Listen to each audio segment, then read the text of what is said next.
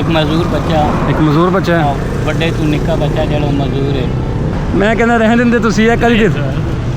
तुझे नहीं करने बे ओदे वे साडा वक्त बनदा अस्सलाम वालेकुम हां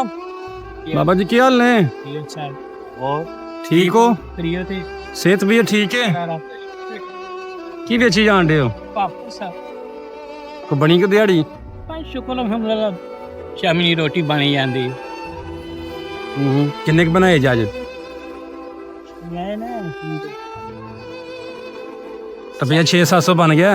हाँ इसे लिए सारी ये बच्चों 200-300 रुपए ही होनी अच्छा सेल सारी बचत 200 रुपये होनी है हाँ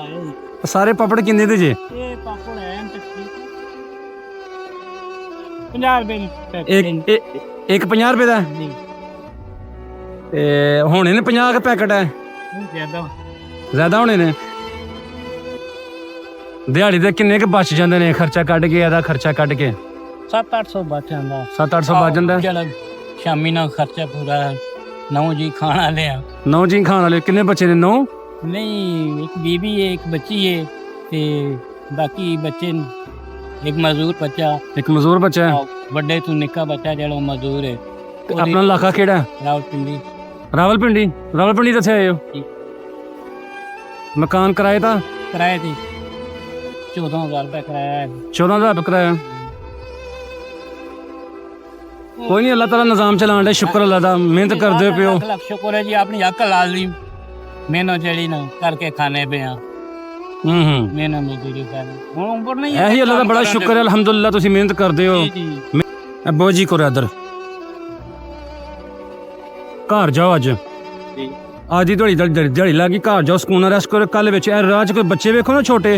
मेरी तरफों तुसी बच्चे देख छड़ियो ठीक है ठीक है हाँ जाओ सुकून नाल गर्मी तो पहलोते हो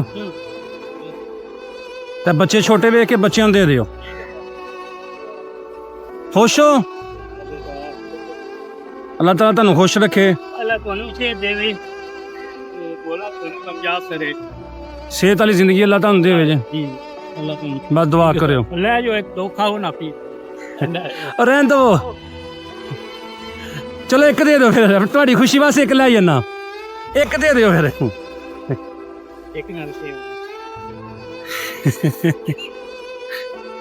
मैं कहना रहने देंदे तुसी ये करी दे तुझे नहीं करने बे ओदे वे